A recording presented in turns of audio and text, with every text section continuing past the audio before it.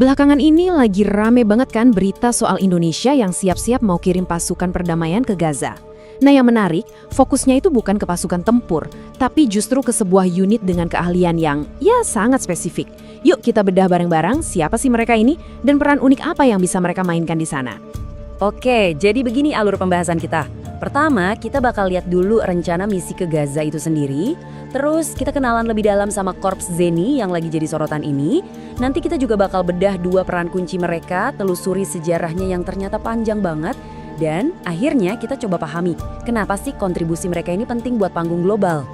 Oke, kita mulai dari headline-nya dulu.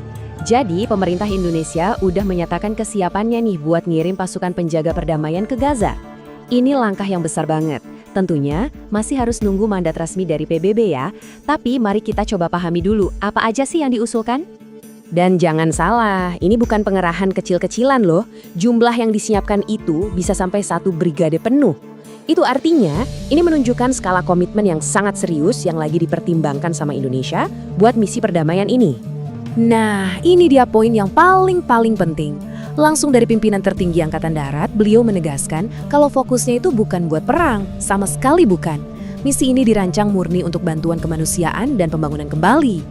Jadi, kalau misinya buat membangun, unit mana dong yang paling pas buat tugas ini? Jawabannya, yap, Korps Zeni. Yuk, kita kenalan lebih dalam sama mereka. Namanya aja udah ngasih petunjuk loh. Kata Zeni itu asalnya dari bahasa Belanda, Geni, artinya ya jenius, cerdas, terampil. Ini merujuk ke prajurit yang pakai otak dan keahlian teknis mereka buat mencapai tujuan-tujuan strategis. Keren kan? Oke, jadi kalau dirangkum secara singkat, mereka ini adalah satuan pendukung tempur di TNI Angkatan Darat. Ciri khasnya, baret hijau. Keahlian utama mereka adalah konstruksi dan rekayasa. Dan semuanya itu di bawah komando yang namanya Pusat Zeni Angkatan Darat atau Puziat. Nah, ini nih yang bikin Korps Zeni itu unik banget. Mereka tuh punya dua peran utama yang kelihatannya kayak bertolak belakang, tapi sebenarnya saling melengkapi. Di satu sisi mereka adalah insinyur tempur, tapi di sisi lain mereka juga pembangun bangsa. Biar lebih kebayang, kita lihat deh perbandingannya. Waktu perang, tugas mereka itu mempermudah gerak pasukan kita, misalnya dengan cepat-cepat bangun jembatan. Sekaligus juga menghambat musuh, mungkin dengan bikin rintangan. Tapi di masa damai, keahlian yang sama persis itu dipakai buat hal lain. Nanganin bencana, bangun jalan dan jembatan buat masyarakat, dan yaitu tadi, misi-misi kemanusiaan. Sekarang, yuk kita mundur sedikit lihat sejarah mereka. Kita bakal lihat gimana korps ini berevolusi dari awal kemerdekaan sampai sekarang yang serba modern. Sejarah mereka ini benar-benar gak bisa dipisahin dari sejarah pembangunan Indonesia itu sendiri. Bayangin, mereka ini salah satu korps tertua di TNI loh. Jadi dari awal DNA mereka itu emang buat membangun, bukan cuma bertempur. Mandat historis inilah yang bikin mereka jadi sangat relevan buat misi kayak di Gaza. Dan mereka ini gak cuma ngandelin pengalaman lama loh, mereka terus beradaptasi. Sekarang mereka aktif banget pakai teknologi modern kayak BIM atau Building Information Modeling.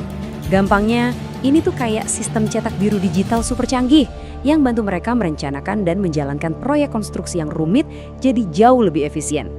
Oke, terus apa artinya semua ini kalau kita lihat dari gambaran yang lebih besar? Kenapa pengerahan pasukan Zeni ini penting bukan cuma buat Gaza, tapi juga buat citra Indonesia di mata dunia? Kutipan dari Kepala Pusat Zeni ini menurut saya benar-benar nangkep filosofi kerja mereka. Jadi ini bukan cuma soal semen dan baja, tapi tentang membangun kepercayaan dan memperkuat ketahanan, baik itu di dalam negeri maupun di luar negeri. Nah, kalau kita kembali ke konteks Gaza, keahlian mereka ini bisa langsung diterjemahkan jadi tugas-tugas yang super kritis dan bisa menyelamatkan nyawa. Mulai dari membangun kembali rumah sakit dan sekolah, membuka jalan supaya truk bantuan bisa lewat, sampai ngasih dukungan teknis buat misi-misi internasional lainnya.